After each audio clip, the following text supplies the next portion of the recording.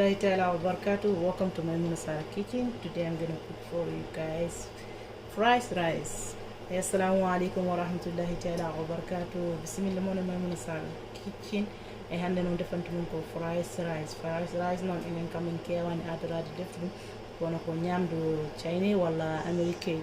Leno pamirtani maaro ko ada wawi loddum après sa yiɗi wattude hen ndiyam seeɗa wawi lodde maaro ko tan mbaɗa hen sa yiɗi kadi pour mbasa wattude hen a wawi defde comme no ñankata ni mbadda hen ma duwan walla ko jiɗɗa wadde foof e ko wawino wonde foof dokke kam darde moon mbatton en haqqillaji pour janggo e jaam so jiiɗi defande sukaɓe moon machallah enen puɗɗo e joni eɗen puɗɗo ɗumninde présentude ɗumɗaji mum this is oɗo ko ɗum ɗo ko guertode e sipa and this is chicken and shrimp o woni maaro ko mbiyanɗum ko mi defi comme no ñankata ni après waɗi hen masa duwani this is rice I cook already for more fast and I do my piece of carrot and this is my seasoning Maggi o ko condi kimmaji and this is seasoning oil and this one extra no 100% extra virginia olive oil o ko nebam olive and onion green orange onion and also onion vert ɓoccode tati 3 eggs I mean and black pepper pobarnal and my curry powder ɗum ko condi curry powder red pepper powder ɗum ko condi kani and my soy sauce yeah ko sauce way kono ormazini soy sauce and my onion ɗum ko soblam bretagne and my ko ginger fresh o ko ginger ketchup and my bell pepper and red and ɗum ko con ɗumnaji I mean kani pobro o ko jalapeno and now eɗen puɗɗo so hawre welede bismillahi na mboɗo waɗɗo olive oil ko seeɗa seeɗa mbaɗirtuma again to half and half because I have to fry the egg first and then after that I fry the shrimp and the chicken mbaɗa men ko seeɗa seeɗa bismillahi rahmani rahim par ce que ɓoccode ɗe koma ndefe guitta ɗum après kadi ndefa guertode ɗe sipa ko kadi guitta ɗum e ɗum tagi gaga okay joni got koye marine now I'm gonna marine the shrimp and the chicken. I'm gonna put some black pepper, powder, before could.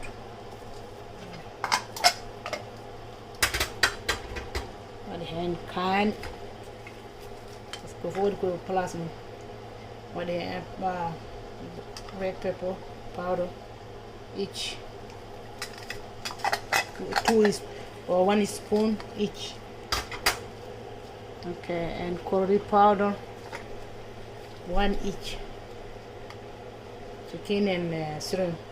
Curry powder okay. Combine ko could from what I got could parce que different go for separate.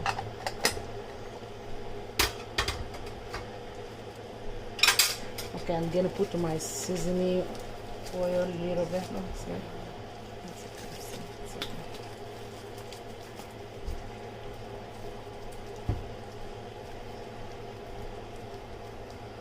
Go. Okay, I'm gonna put my seasoning oil a little bit in here, a little bit in here. Soy sauce modo badan almost raw. Here and here.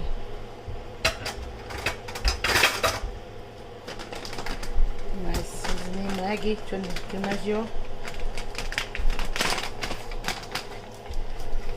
Lambda o déjà mi defdi lambda me ñankata ɗum tagi watta hen lambda the salt already cook with the rice that's why I'm not gonna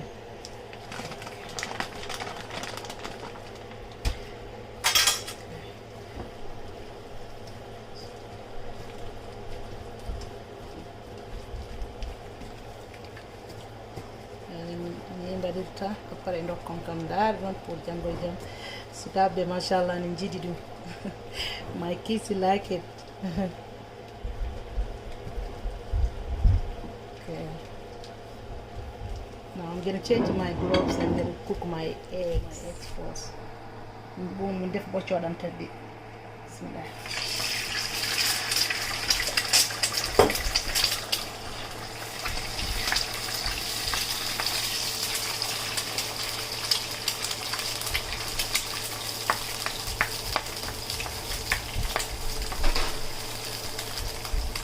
Saida on, you know, fried rice. What I don't go eat to the having it. Yeah. If you don't want the eggs boiling, you have to just mix it, keep mix it until it's cook.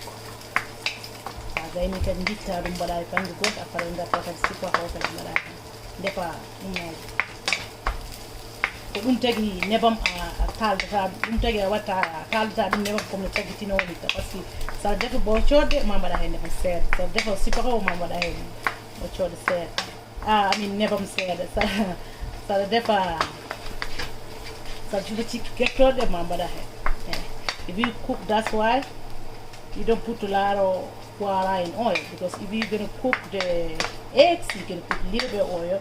If you're gonna cook the shrimp, you're gonna put a little bit of oil. If you're gonna cook the chicken, you can put a little bit of oil. That's why you don't need to ask like a lot of water and a lot of oil. And also, if you're gonna cook like fried rice, just use the olive oil. So therefore, fried rice, use olive oil. Jomi adda booli elam après mi wada hen dum do boccode ko ni way après mi wada hen dum do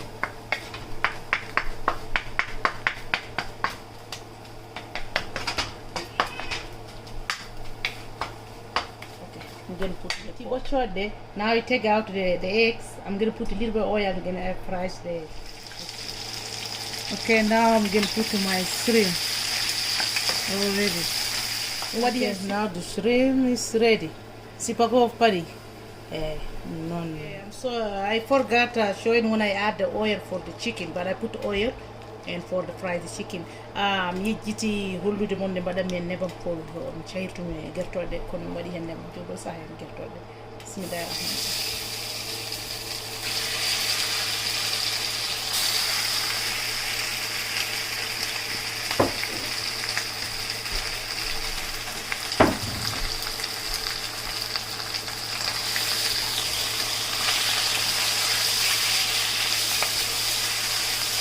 So you get them gain ya para wada hen never share ni kalo soble de and kan igenesi.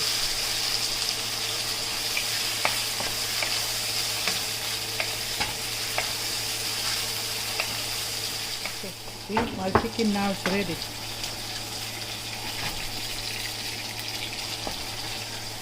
Get to the pad. Come tag you dum. Get on.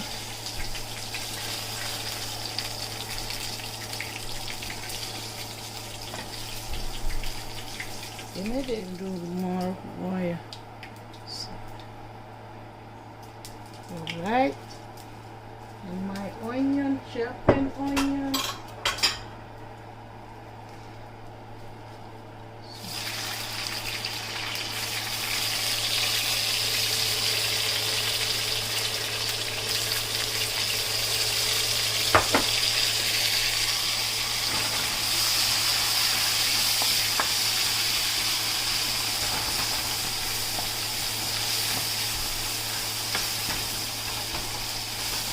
You feel hungry.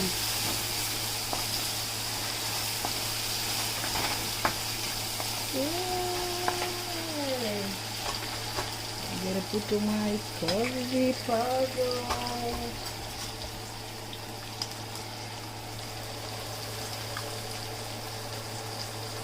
That's it.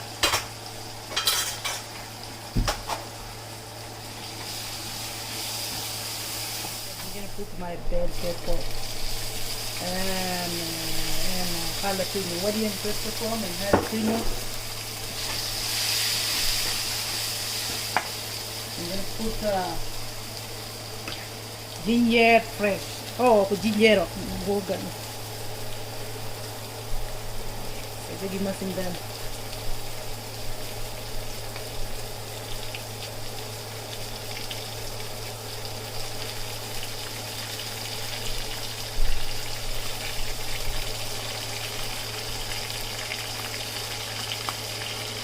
and the ginger fresh man.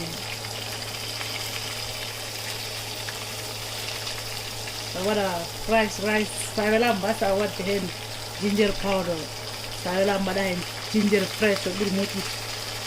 If you're gonna cook rice, do you have ginger fresh to support it? If you don't have ginger fresh, that means you can put it that way you can put ginger powder. But if you have ginger fresh, it's good for ginger fresh.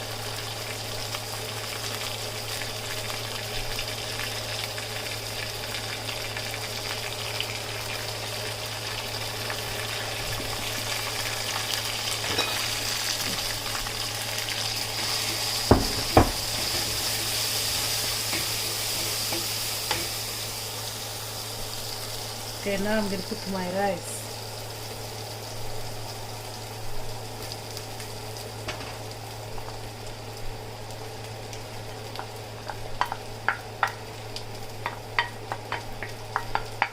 What do you maram ko?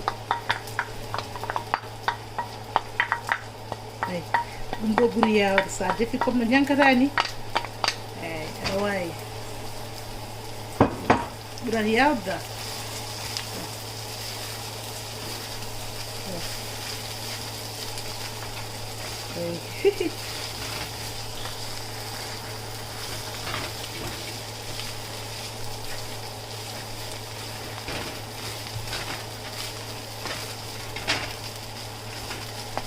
Okay.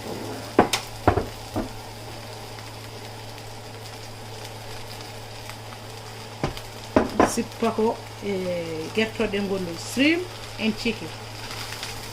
Rice.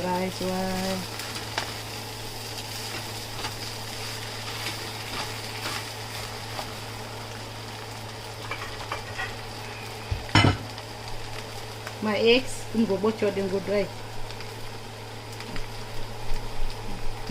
Jori dum motan kene jom watendi. So defi mar ko happen. Dum ko liki baji dan. That's why if you cook rice already, that means you don't have to put water. Already cooked. Rice. Suka ben jidi.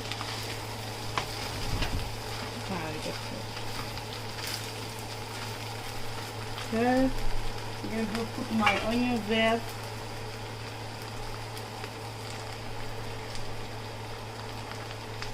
Green onion.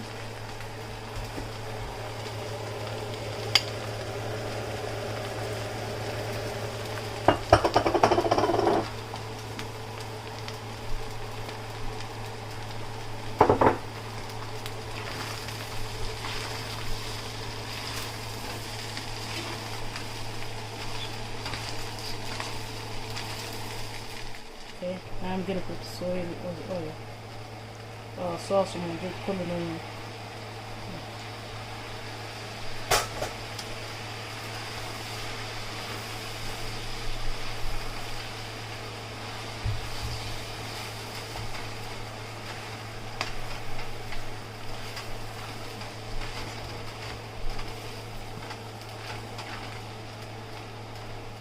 Alaikum wa rahmatullahi ta'ala wa barakatuh. Now the food ready, the fried rice ready. Assalamu alaikum wa rahmatullahi ta'ala wa barakatuh. Now Johnny Marco Gassi Pari and you had the hankadi go eat today. Mashallah. You see, I'm gonna give it to him. And see. Oopsie. The shrimp. My goodness. Smell good.